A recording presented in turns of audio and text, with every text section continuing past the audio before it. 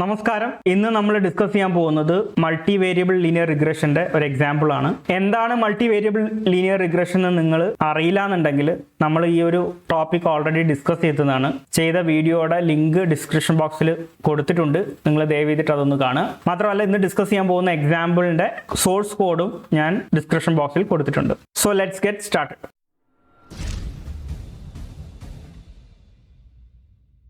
ഇന്ന് ചെയ്യാൻ പോകുന്ന ട്യൂട്ടോറിയലിൻ്റെ പേര് ഞാൻ കൊടുത്തിരിക്കുന്നത് multi variable linear regression sales prediction എന്നാണ്. അപ്പോൾ നമ്മളൊരു സെയിൽസ് പ്രെഡിക്ഷൻ ആണ് ഇന്ന് നടത്താൻ പോകുന്നത്. അതിൻ്റെ ഒരു പ്രോബ്ലം സ്റ്റേറ്റ്മെൻ്റ് ആണ് ഇവിടെ കൊടുത്തിരിക്കുന്നത്. ഇത് ഓൾറെഡി സ്റ്റെപ്പ് 2 ആണ്. പക്ഷേ എന്താണ് പ്രോബ്ലം സ്റ്റേറ്റ്മെൻ്റ് എന്ന് ഞാൻ പറഞ്ഞിട്ട് ബാക്കി ഡീറ്റെയിൽസിലേക്ക് പോവാം.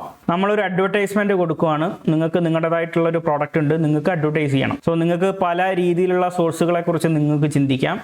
ഇന്നത്തെ കാലഘട്ടത്തിലാണെങ്കിൽ നിങ്ങൾ ഒരു പക്ഷേ ഫേസ്ബുക്കോ അല്ലെങ്കിൽ ഇൻസ്റ്റാഗ്രാമോ ഒക്കെ ആയിരിക്കും ചിന്തിക്കുക. അത്തരത്തിലുള്ള ഡാറ്റയൊന്നും എനിക്ക് കിട്ടിയിട്ടില്ല. അതുകൊണ്ട് ഇത് കുറച്ച് പഴയ ഡാറ്റയാണ്. ഒരു 15 വർഷം മുന്നേ ആയിരുന്നെങ്കിൽ നമ്മൾ കൂടുതലും ഡിപ്പെൻഡ് ചെയ്യുക TV, റേഡിയോ, ന്യൂസ് പേപ്പർ ഇത്തരം സോഴ്സസുകളാണ്. അപ്പോൾ അതിൻ്റെ ഒരു ഇൻഫോർമേഷനാണ് നമുക്കുള്ളത്. നമ്മൾ എന്താണ് ഇവിടെ ക്യാപ്ചർ ചെയ്തിരിക്കുന്നതെന്ന് വെച്ച് കഴിഞ്ഞിട്ടുണ്ടെങ്കിൽ sales revenue generated with respect to the advertisement spent across multiple channels like radio, TV and newspaper. അതായത് റേഡിയോ, TV, ന്യൂസ് പേപ്പർ എന്നീ മൾട്ടിപ്പിൾ ചാനലിലൂടെ നിങ്ങൾ അഡ്വർടൈസ്മെന്റ് കൊടുക്കുന്നു. അതിൽ നിന്ന് എത്രത്തോളം സെയിൽസ് ജനറേറ്റ് ആയിട്ടുണ്ട്, ഡാറ്റ വെച്ചിട്ട് നമുക്ക് പിന്നീട് ഒരു പ്രെഡിക്ഷൻ നടത്താൻ കഴിയുമോ, ഇത്തരം കാര്യങ്ങളാണ് ഇന്നത്തെ എക്സാമ്പിൾ നമ്മൾ കാണാൻ പോകുന്നത്. പ്രോബ്ലം സ്റ്റേറ്റ്മെന്റ് എന്താണെന്ന് ക്ലിയർ ആയി എന്ന് വിചാരിക്കുന്നു. നമ്മളുടെ ആദ്യത്തെ സ്റ്റെപ്പ് എന്ന് പറയുന്നത് നമുക്ക് വേണ്ട പ്രധാനപ്പെട്ട ലൈബ്രറീസ് എല്ലാം ഇമ്പോർട്ട് ചെയ്യുക എന്നുള്ളതാണ്. നമ്മുടെ ഡാറ്റ കൈകാര്യം ചെയ്യാൻ വേണ്ടിയിട്ട് പാണ്ടാസ് നമ്മൾ ഇമ്പോർട്ട് ചെയ്യുന്നു. numpy നിങ്ങളുടെ ന്യൂമറിക്കൽ കാൽക്കുലേഷന് വേണ്ടി ഹെൽപ്ഫുൾ ആയിട്ടുള്ള ലൈബ്രറിയാണ്, അത് ഇമ്പോർട്ട് ചെയ്യുന്നുണ്ട്. പിന്നെ പ്ലോട്ടിങ്ങിന് വേണ്ടി വിഷ്വലൈസേഷന് വേണ്ടി നമ്മൾ ഇമ്പോർട്ട് ചെയ്യുന്ന ലൈബ്രറിയാണ് സീബോണിന് വേണ്ടിയിട്ട് മാത്രമായിട്ട് ഞാൻ ഡെഡിക്കേറ്റഡ് ആയിട്ട് ഒരു സെഷൻ ചെയ്തിട്ടുണ്ട്. വളരെ ഹെൽപ്ഫുൾ ആയിട്ടുള്ള ഒരു ലൈബ്രറിയാണ്. അപ്പോൾ നിങ്ങൾക്ക് സീബോൺ പരിചിതമല്ല, പുതിയതാണെന്നുണ്ടെങ്കിൽ ആ ഒരു സെഷൻ കണ്ടിട്ട് വീണ്ടും കണ്ടിന്യൂ ചെയ്യാവുന്നതേ ഉള്ളൂ. അതിന്റെ ലിങ്കും ഞാൻ ഡിസ്ക്രിപ്ഷൻ ബോക്സിൽ കൊടുത്തിട്ടുണ്ട്. പിന്നീട് മാറ്റ്പ്ലോട്ട്ലിബ് നമ്മൾ പൈപ്ലോട്ട് എന്ന് പറയുന്ന മെത്തേഡിനെ കോൾ ചെയ്യുന്നുണ്ട്. പിന്നെ നമ്മുടെ പ്ലോട്ട് സ്റ്റൈൽ യുണീക്ക് ആവാൻ വേണ്ടിയിട്ട് നമ്മൾ അതിൻ്റെ പ്ലോട്ട് സ്റ്റൈലിൻ്റെ ടൈപ്പും അതുപോലെ തന്നെ നമ്മുടെ ഫിഗറിൻ്റെ സൈസ് എല്ലാം ഒന്ന് ഡിഫൈൻ ചെയ്തിട്ടുണ്ട്. ഇതൊക്കെ നിങ്ങളുടെ ഇഷ്ടത്തിന് നിങ്ങളുടെ രീതിയിൽ മാറ്റാവുന്നതേ ഉള്ളൂ. നമ്മളൊരു ഡിഫോൾട്ട് പേരും അതുപോലെ തന്നെ വാല്യൂസും കൊടുത്തു എന്നുള്ളൂ. അപ്പോൾ അതാണ് നമ്മുടെ ആദ്യത്തെ സ്റ്റെപ്പ്. നിങ്ങൾക്ക് സീബോൺ ഇൻസ്റ്റാൾ ചെയ്തിട്ടില്ല എന്നുണ്ടെങ്കിൽ നിങ്ങൾ പിപ്പ് ഇൻസ്റ്റാൾ സീബോൺ ചെയ്യുക. ഞാനിത് ഓൾറെഡി ചെയ്തിട്ടുണ്ട്, അതുകൊണ്ടാണ് ഞാനിത് അൺകമൻറ്റ് ചെയ്ത് വെച്ചിരിക്കുന്നത്. അത്രയും കഴിഞ്ഞാൽ പിന്നെ നമ്മൾ ഡാറ്റ റീഡ് ചെയ്യുന്നു പാണ്ടാസ് ഉപയോഗിച്ച്. റീഡ് CSV വെച്ചിട്ട് നമ്മുടെ advertising.csv ഇതാണ് എൻ്റെ ഡാറ്റ ഫയൽ. ഇത് ഞാൻ റീഡ് ചെയ്യുന്നു. ആ കൊടുത്തിരിക്കുന്ന ഡാറ്റ ഫ്രെയിമിന് ഒരു പേരും കൊടുത്തു, അഡ്വേർട്ട്. ഇനി എന്താണ് ഈ ഡാറ്റയിൽ ഉള്ളത് എന്ന് അറിയാൻ വേണ്ടി നമ്മൾ ഹെഡ് എന്ന് പറയുന്ന മെത്തേഡ് വിളിക്കുന്നു. പാണ്ടാസ് പഠിക്കുമ്പോൾ നമ്മൾ പറഞ്ഞിരുന്നു ഈ ഒരു മെത്തേഡിന്റെ അഡ്വാൻറ്റേജ് എന്താണെന്നുള്ളത്. അപ്പോൾ നിങ്ങൾക്ക് ഇവിടെ കാണാം TV, radio, news paper and sales. അപ്പോൾ സെയിൽസ് ആണ് നിങ്ങളുടെ prediction. TV, radio, news paper എന്നുള്ളതാണ് നിങ്ങളുടെ ഫീച്ചേഴ്സ്. ഇതിനെ മൾട്ടി വേരിയബിൾ എന്ന് പറയാൻ കാരണം നിങ്ങൾക്ക് മൾട്ടി ഫീച്ചേഴ്സ് ഉണ്ട്. ഇവിടെ 3 ഫീച്ചേഴ്സ് ഉണ്ട്. അതുകൊണ്ട് തന്നെ ഇതൊരു മൾട്ടി വേരിയബിൾ ലീനിയർ റിഗ്രഷൻ ആണ്. നമ്മൾ ഫിറ്റ് ചെയ്യാൻ നോക്കുന്നത് ലീനിയർലി ആണ്. അതുകൊണ്ട് തന്നെ ഇറ്റ്സ് എൻ ലീനിയർ റിഗ്രഷൻ. അപ്പോൾ ഇതായിരിക്കും നിങ്ങളുടെ എക്സ്. നിങ്ങൾക്ക് ഇമാജിൻ ചെയ്യാൻ പറ്റുന്നുണ്ട് വിചാരിക്കുന്നു. നിങ്ങളുടെ ഫീച്ചേഴ്സ് ആൻഡ് നിങ്ങളുടെ വൈ എന്ന് പറയുന്നത് നിങ്ങളുടെ സെയിൽസ് ആണ്. അപ്പോൾ ഓരോ മീഡിയ ചാനലിനും വേണ്ടി നിങ്ങൾ സ്പെൻഡ് ചെയ്ത എമൗണ്ട് ആണ് ഇവിടെ കാണിച്ചിരിക്കുന്നത്. അത്തരത്തിലുള്ള ഡാറ്റയാണ് നിങ്ങൾക്ക് ഇവിടെ ഉള്ളത്. സോ നിങ്ങൾക്ക് ഡാറ്റയെക്കുറിച്ച് ഒരു ഐഡിയ കിട്ടിയെന്ന് ഞാൻ വിചാരിക്കുന്നു. .info എന്ന് പറയുന്ന ഒരു മെത്തേഡിൻ്റെ അഡ്വാൻറ്റേജും നമ്മൾ ഇതിനു മുന്നേ കണ്ടതാണ്. നമുക്കിവിടെ 200 ഡാറ്റ പോയിന്റ്സ് ഉണ്ട്. അതുപോലെ തന്നെ നള്ളായിട്ടുള്ള വാല്യൂസും ഒന്നും തന്നെ ഇല്ല. അപ്പോൾ അതൊന്ന് കൺഫേം ചെയ്യാൻ വേണ്ടിയിട്ടാണ് ഈ ഒരു പർട്ടിക്കുലർ സ്റ്റെപ്പ് നമ്മളിവിടെ ചെയ്യുന്നത്. മൂന്നാമത് നമ്മുടെ ഡാറ്റ നമുക്കൊന്ന് പ്ലോട്ട് ചെയ്ത് നോക്കാം. പ്ലോട്ട് ചെയ്യാൻ അഗെയിൻ ഞാൻ ഉപയോഗിച്ചിരിക്കുന്നത് സീബോൺ ആണ്. സീബോണിലെ പെയർ പ്ലോട്ടാണ്. എന്തുകൊണ്ടെന്നാൽ ഈ 3ഉം എനിക്ക് സെയിൽസുമായിട്ട് കമ്പയർ ചെയ്യണം. അതുകൊണ്ടാണ് ഞാൻ എൻ്റെ X variable TV, radio, news paper വിളിച്ചിരിക്കുന്നത്. വൈ വേരിയബിൾ എനിക്ക് സെയിൽസ് ആണ്. അതിൻ്റെ സെറ്റിങ്സ് ആണ് ഇവിടെ കൊടുത്തിരിക്കുന്നത്. സോ നമുക്കിതൊന്ന് പ്ലോട്ട് ചെയ്ത് നോക്കാം. പെയർ പ്ലോട്ടിൻ്റെ ഒരു അഡ്വാൻറ്റേജ് നിങ്ങൾക്ക് നോക്കിക്കഴിഞ്ഞാൽ അറിയാം. നിങ്ങളുടെ എക്സ് ആക്സിസ് വരുന്നത് TV, റേഡിയോ, ന്യൂസ് പേപ്പർ, അതാണ് നമ്മുടെ ഫീച്ചേഴ്സ്. നിങ്ങളുടെ വൈ ആക്സിസിൽ വരുന്നത് സെയിൽസ് ആണ്. അപ്പോൾ ഈ സെയിൽസും TVയും തമ്മിലുള്ള ഒരു റിലേഷൻഷിപ്പ് നിങ്ങൾക്ക് കാണാം. അതുപോലെ തന്നെ നിങ്ങൾക്ക് സെയിൽസും റേഡിയോയും ന്യൂസ് പേപ്പറും ആയിട്ടുള്ള ഒരു റിലേഷൻഷിപ്പ് നിങ്ങൾക്ക് കാണാം. നമ്മൾ വെറുതെ കൂടുതൽ പ്രഡിക്ഷൻ ഒന്നും വേണ്ട. നമ്മൾ പൊതുവേ നമ്മുടെ ഒരു മെന്റാലിറ്റി അനുസരിച്ച് നിങ്ങൾക്ക് അറിയാം, നിങ്ങൾ കൂടുതൽ ഇൻവെസ്റ്റ് ചെയ്യുകയാണെങ്കിൽ, കൂടുതൽ അഡ്വർടൈസ്മെന്റ് കൊടുക്കുകയാണെങ്കിൽ നിങ്ങളുടെ സെയിൽസ് കൂടണം. ആ ഒരു ട്രെൻഡ് നിങ്ങൾക്ക് TVയിലും അതുപോലെ തന്നെ ഏറെക്കുറെ റേഡിയോയിലും കാണാം. പക്ഷേ ന്യൂസ് പേപ്പറിൽ അങ്ങനെ പറയാൻ പറ്റില്ല. നിങ്ങളുടെ നമ്പേഴ്സ് കൂടുന്നതിനനുസരിച്ച് നിങ്ങൾക്ക് കൂടുതൽ സെയിൽസ് ഇവിടെ കാണാൻ സാധിക്കുന്നില്ല. നേരെ മറിച്ച് ഏകദേശം ഒരു നടുക്കെത്തുമ്പോഴാണ് നിങ്ങളുടെ ഡാറ്റ കൂടുതലുള്ളത്. അപ്പോൾ ഈ ഒരു ഡാറ്റ പ്ലോട്ട് ചെയ്യുമ്പോൾ തന്നെ നമുക്ക് വിഷ്വലി നമുക്ക് കുറേ ഇൻഫർമേഷൻ അവൈലബിൾ ആണ്. നമ്മുടെ അടുത്ത സ്റ്റെപ്പ് എന്ന് പറയുന്നത് എസ്റ്റിമേറ്റിംഗ് കോയിഫിഷ്യൻസ് ആണ്.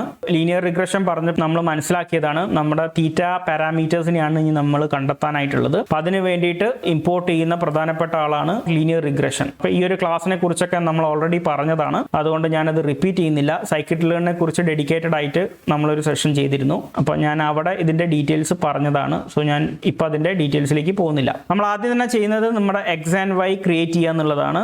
നമ്മുടെ ഫീച്ചർ കോളം ഏതാണെന്ന് ചോദിച്ചു കഴിഞ്ഞിട്ടുണ്ടെങ്കിൽ T V, radio, newspaper, അത് നമ്മൾ ഡിഫൈൻ ചെയ്യുന്നു. എക്സ് എന്നൊരു വേരിയബിളിലേക്ക് നമ്മൾ സ്റ്റോർ ചെയ്യുന്നു. അപ്പോൾ ഇതാണ് നമ്മുടെ ഡാറ്റ ഫ്രെയിം. അതിൽ നിന്നും എക്സ് എന്ന വേരിയബിളിലേക്ക് നമുക്ക് വേണ്ട ഇൻഫർമേഷൻസ്, ടി വിയുടെയും റേഡിയോയുടെയും ന്യൂസ് പേപ്പറിൻ്റെയും ഇൻഫർമേഷൻ നമ്മൾ സ്റ്റോർ ചെയ്യുന്നു. പിന്നെ വൈ എന്ന വേരിയബിളിലേക്ക് നമ്മൾ സെയിൽസിൻ്റെ ഇൻഫർമേഷനും സ്റ്റോർ ചെയ്യുന്നു. എക്സും വൈ കിട്ടിക്കഴിഞ്ഞിട്ടുണ്ടെങ്കിൽ പിന്നെ നമ്മുടെ അടുത്ത സ്റ്റെപ്പ് എന്ന് പറയുന്നത് ഈ ഒരു പർട്ടിക്കുലർ ക്ലാസ് വിളിക്കുക, ഈ ഒരു പർട്ടിക്കുലർ മെത്തേഡ് വിളിച്ചിട്ട് ഇതിനെ ഫിറ്റ് ചെയ്യുക എന്നുള്ളതാണ്. നമ്മളിത് കണ്ടതാണ് ഇതിനു മുമ്പേ. ഇത്രയും ചെയ്ത് കഴിഞ്ഞിട്ടുണ്ടെങ്കിൽ ആക്ച്വലി നിങ്ങളുടെ അൽഗോരിതം നിങ്ങളുടെ ഡാറ്റയ്ക്ക് അനുസരിച്ച് ഒരു പ്രെഡിക്ഷൻ നടത്താൻ വേണ്ടിയിട്ടുള്ള എല്ലാ സെറ്റപ്പും ചെയ്ത് കഴിഞ്ഞു. നമ്മുടെ കോസ്റ്റ് ഫംഗ്ഷൻ, അതുപോലെ തന്നെ ഗ്രേഡിയന്റ് ഡിസെൻറ്റ്, ഈ പറഞ്ഞ കാര്യങ്ങളൊക്കെ തന്നെ ഈ ഒരു 2 സ്റ്റെപ്പിലൂടെ സാധിച്ചെടുക്കാവുന്നതാണ്. അതാണ് സൈക്കിൾ ലേണിൻ്റെ ഒരു അഡ്വാൻറ്റേജ്. ഇത്രയായി കഴിഞ്ഞാൽ പിന്നെ നമുക്ക് അറിയേണ്ടത് നിങ്ങളുടെ കോയിഫിഷ്യൻറ്റും അതുപോലെ തന്നെ ഇൻ്റർസെപ്റ്റ് വാല്യൂസും ആണ്.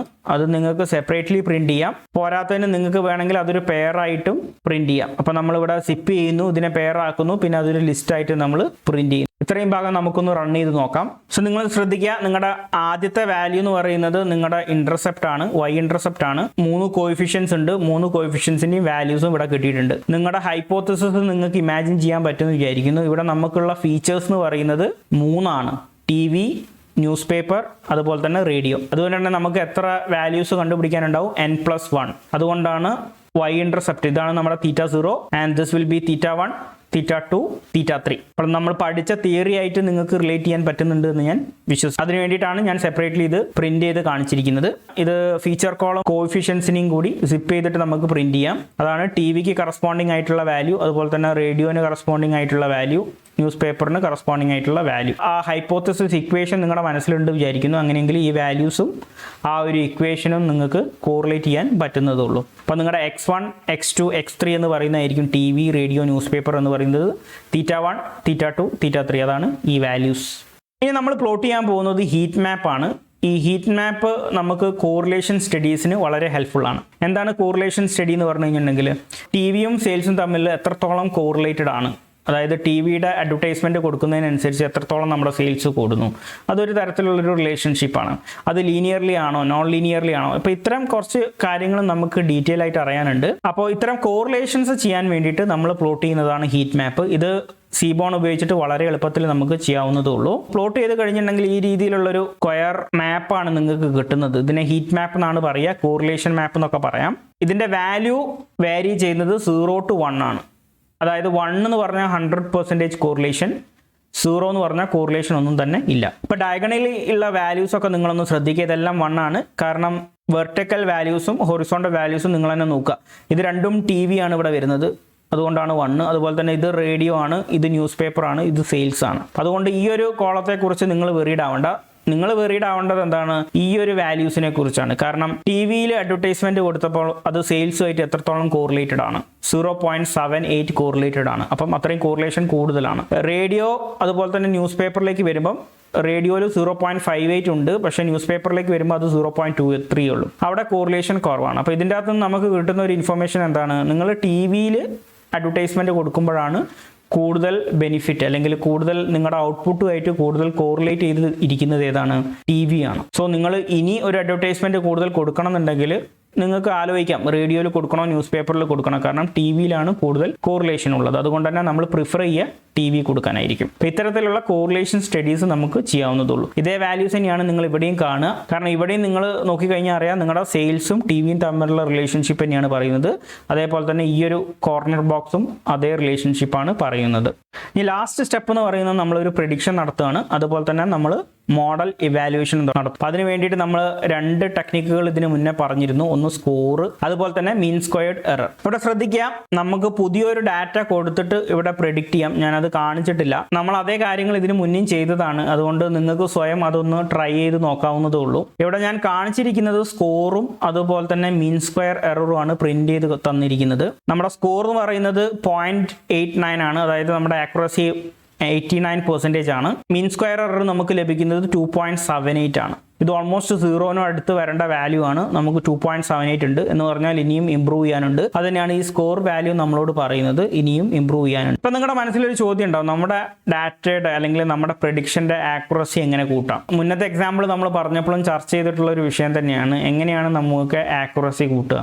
ആക്യുറസി കൂട്ടാനുള്ള ചെറിയ ടെക്നിക്കുകൾ ആദ്യമേ ഞാൻ പറഞ്ഞിരുന്നു. അതാണ് നോർമലൈസേഷൻ, സ്റ്റാൻഡർഡൈസേഷൻ, എവിടെയാണ് ഉപയോഗിക്കേണ്ടത്, എങ്ങനെയാണെന്നുള്ളതെല്ലാം ഞാൻ പറഞ്ഞിരുന്നു. നിങ്ങൾക്ക് വേണമെങ്കിൽ അതൊന്ന് ട്രൈ ചെയ്തിട്ട് ഇതിൻ്റെ ആക്യുറസി കൂടുമെന്നുള്ളത് നിങ്ങൾക്കൊന്ന് ട്രൈ ചെയ്ത് നോക്കാം. ഇനി അതല്ലാതെ ഒരുപാട് കാര്യങ്ങൾ നമുക്ക് ഇതുമായിട്ട് ബന്ധപ്പെട്ടത് പഠിക്കാനുണ്ട്. തീർച്ചയായിട്ടും നമ്മൾ അത്തരം കാര്യങ്ങളിലേക്ക് വരുന്നതായിരിക്കും. എന്നിട്ട് ഇതേപോലത്തെ പ്രോബ്ലം വീണ്ടും നമ്മൾ എങ്ങനെ ആക്യുറസി കൂട്ടാമെന്നുള്ളതിനെ കുറിച്ച് ഡിസ്കസ് ചെയ്യുന്നതായിരിക്കും.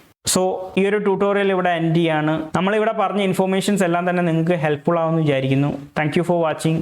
Enjoy ML learning.